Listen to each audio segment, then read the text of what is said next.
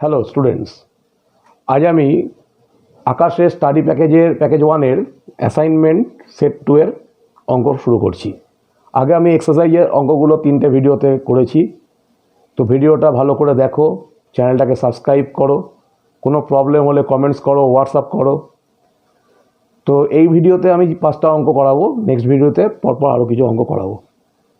শুরু করছি প্যাকেজ ওয়ানের সেট 2 অ্যাসাইনমেন্ট।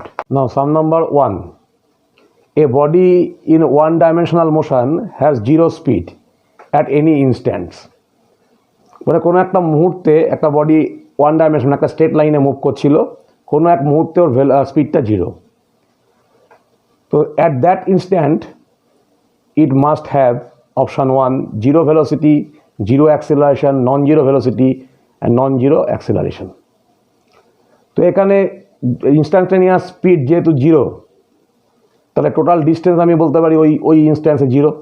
তাহলে ডিস্টেন্স 0 মানে ডিসপ্লেসমেন্টও 0, তাহলে ভেলোসিটি অলসো 0। তো option 1 is correct. Next problem number 2। Sum number 2তে আছে a particle is moving along a circle such that it completes one revolution in 40 seconds. 40 সেকেন্ডসে পুরো এক পাক ঘুরছে। তাহলে in 2 minutes 20 seconds the ratio of displacement and distance is, 2 minute 20 সেকেন্ডে পার্টিকেলটার displacement কী হবে আর ডিস্টেন্স কী হবে এটা বার করতে হবে, দুই রেশিও বার করতে হবে।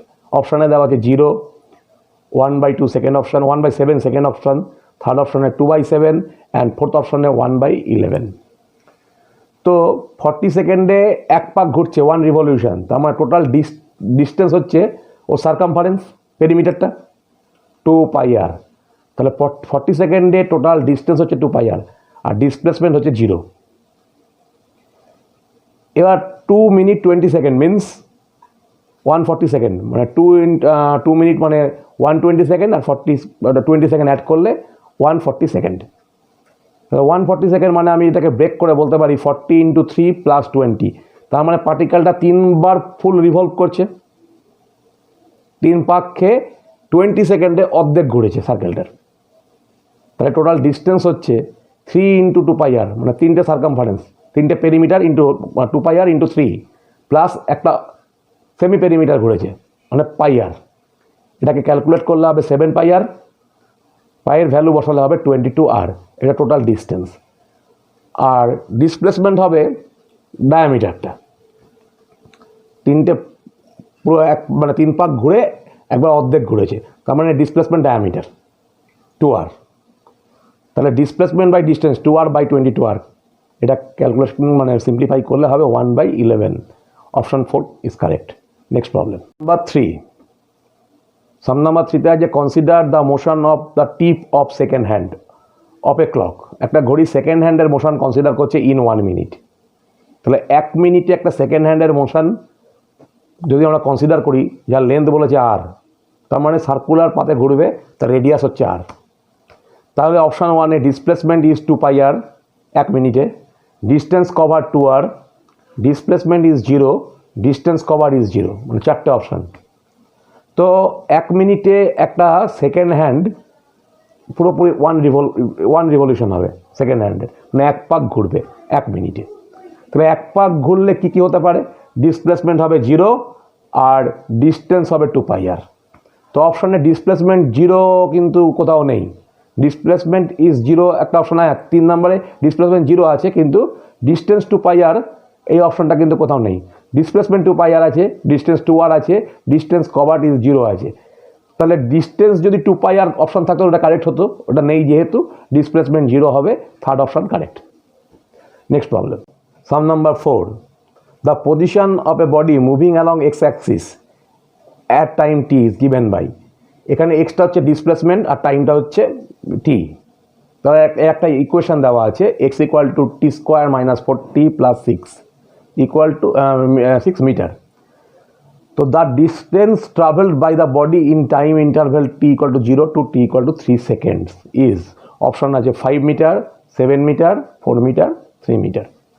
তাহলে এখানে ডিসপ্লেসমেন্ট টাইম গ্রাফটা যদি আমরা প্লট করি তাহলে একটা প্যারাবোলিক কার্ভ হবে, কিন্তু ডিসপ্লেসমেন্ট টাইম কার্ভ থেকে আমি ভেলোসিটি টাইমে ইকুয়েশনে কনভার্ট করে নিলাম, দিয়ে তার গ্রাফটা প্লট করেছি।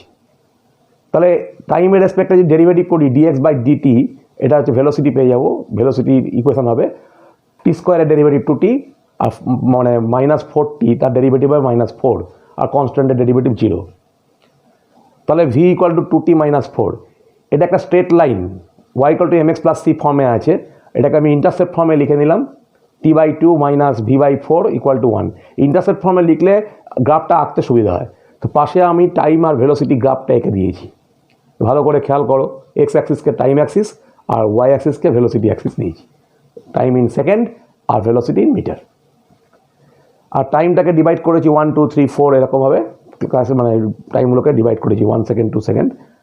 তো দেখা যাচ্ছে এখানে যখন টাইম 0, তার মানে ইনিশিয়াল ভেলোসিটি, এটা দেখা যাচ্ছে ইনিশিয়াল টাইমের জায়গায় 0 বসালে ইকুয়েশন থেকে ভি এর ভ্যালু হচ্ছে কত? ভি এর ভ্যালু হচ্ছে -4। তার মানে ভেলোসিটিটা নেগেটিভ ডিরেকশনে হবে, নেগেটিভ ওয়াই অ্যাক্সিস 4। আর যখন ভেলোসিটি যখন 0, তখন টাইম হচ্ছে 2। তার মানে ভেলোসিটি নেগেটিভ থেকে শুরু করে বাড়তে বাড়তে 0 হলো, তারপরে পজিটিভ হয়েছে। তাহলে ভেলোসিটি টাইম গ্রাফের যে এরিয়া, সেটাই তো ডিস্টেন্স। এখানে ডিস্টেন্স যেহেতু চেয়েছে, তাহলে নিচের দিকের এরিয়াটাকেও পজিটিভ নেব, ওপর দিকের এরিয়া দুটোকে অ্যাড করে দেবো। আর যদি ডিসপ্লেসমেন্ট চাইতো, নিচের পোর্শনের এরিয়াটাকে মাইনাস করতাম। এটা আমি আগেরও একটা ক্লাসে বলেছিলাম যে ডিসপ্লেসমেন্ট বললে নিচের এরিয়া মাইনাস, ওপরের এরিয়া প্লাস। ডিস্টেন্স যেহেতু বলেছে, দুটো এরিয়াকে আমি প্লাস করব। তাহলে 0 থেকে 2 টাইম ইন্টারভ্যালের মধ্যে একটা ট্রায়াঙ্গেল ফর্ম করেছে ও এ বি।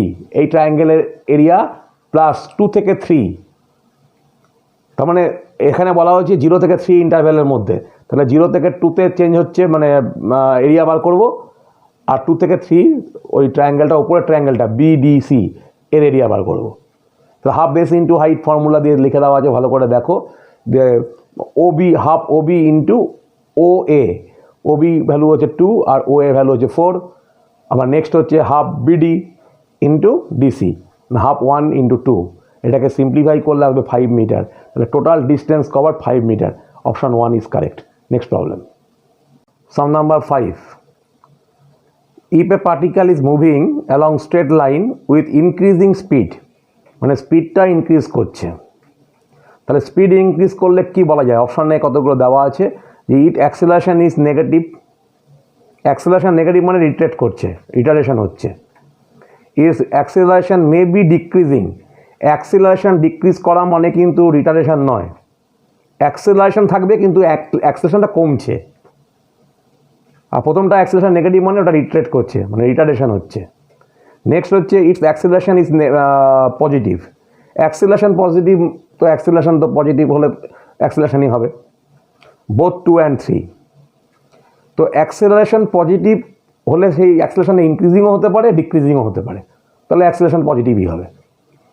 তো এখানে বলে যে স্পিড ইনক্রিজ করছে, তাহলে স্পিড ইনক্রিজ করলে আমি বলতে পারি যে ইনক্রিজিং স্পিডের রেটটা, সেটা ইনক্রিজও করতে পারে, মানে স্পিডটা ইনক্রিজ করছে কিন্তু এই ইনক্রিজিংয়ের রেটটা ইনক্রিজও করতে পারে, ডিক্রিজও করতে পারে।